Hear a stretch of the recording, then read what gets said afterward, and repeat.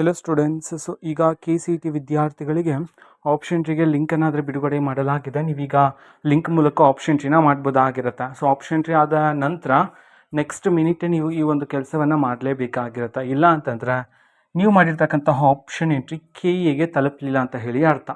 ಹಾಗಿದ್ರೆ ಬನ್ನಿ ಇದ್ರ ಬಗ್ಗೆ ಸಂಪೂರ್ಣವಾಗಿ ಮಾಹಿತಿಯನ್ನು ಈ ವಿಡಿಯೋದಲ್ಲಿ ತಿಳ್ಕೊತಾ ಹೋಗೋಣ. ವಿಡಿಯೋವನ್ನು ಸ್ಟಾರ್ಟ್ ಮಾಡ್ತೀನಿ. ಅದಕ್ಕಿಂತ ಮೊದಲು ನೀವಿನ್ನೂ ನಮ್ಮ ಚಾನಲ್ಗೆ ಸಬ್ಸ್ಕ್ರೈಬ್ ಮಾಡದೇ ಇದ್ರೆ ಈ ಕೂಡಲೇ ಚಾನೆಲ್ಗೆ ಸಬ್ಸ್ಕ್ರೈಬ್ ಮಾಡ್ಕೊಳ್ಳಿ ಮತ್ತು ಲೈಕ್ ಮಾಡಿ. ಈಗ ನಾವು ಮಾಹಿತಿಯನ್ನು ತಿಳ್ಕೊತಾ ಹೋಗೋಣ. ಹೌದು, ಈಗ KCET ವಿದ್ಯಾರ್ಥಿಗಳಿಗೆ ಆಪ್ಷನ್ ಟ್ರೀ ಮಾಡಿದ ಬಳಿಕ ಮೇನ್ ಇಂಪಾರ್ಟೆಂಟ್ ಏನಂತಂದ್ರೆ ನೀವು ಆಪ್ಷನ್ ಟ್ರೀಗೆ ಕಾಲೇಜಸ್ನ ಆ್ಯಡ್ ಮಾಡ್ತಾ ಸೇವ್ ಆ್ಯಂಡ್ ಸಬ್ಮಿಟನ್ನು ಕ್ಲಿಕ್ ಮಾಡಲೇಬೇಕಾಗಿರುತ್ತೆ. ಸೊ ಅವಾಗ ಮಾತ್ರ ಅದು ಸೇವ್ ಆಗೋದು ಅದೆಲ್ಲ ಗೊತ್ತಿರುತ್ತೆ. ಸೊ ಅದಾದ ನಂತರ ಮೇನ್ ಇಂಪಾರ್ಟೆಂಟ್ ಪ್ರೋಸೆಸ್ ಏನು ಅಂತಂದರೆ, ಸೊ ವಿದ್ಯಾರ್ಥಿಗಳು ಎಲ್ಲ ಆಪ್ಷನ್ ಟ್ರೀ ಕಂಪ್ಲೀಟ್ ಆದ ನಂತರ ನೀವು ಕನ್ಫರ್ಮನ್ನು ಪ್ರೆಸ್ ಮಾಡಬೇಕಾಗಿರುತ್ತೆ. ಅದಾದ ನಂತರ ಲಿಸ್ಟ್ ಬರುತ್ತೆ, ಅದನ್ನು ಡೌನ್ಲೋಡ್ ಮಾಡ್ಕೋಬೇಕು. ಸೊ ಹಾಗೆ ಡೌನ್ಲೋಡ್ ಮಾಡಿಕೊಂಡ್ರೇ ಸೊ ನಿಮ್ಮ ಒಂದು ಆಪ್ಷನ್ ಎಂಟ್ರಿ KEಗೆ ಹೋಗಿದೆ ಅಂತ ಹೇಳಿ ಅರ್ಥ.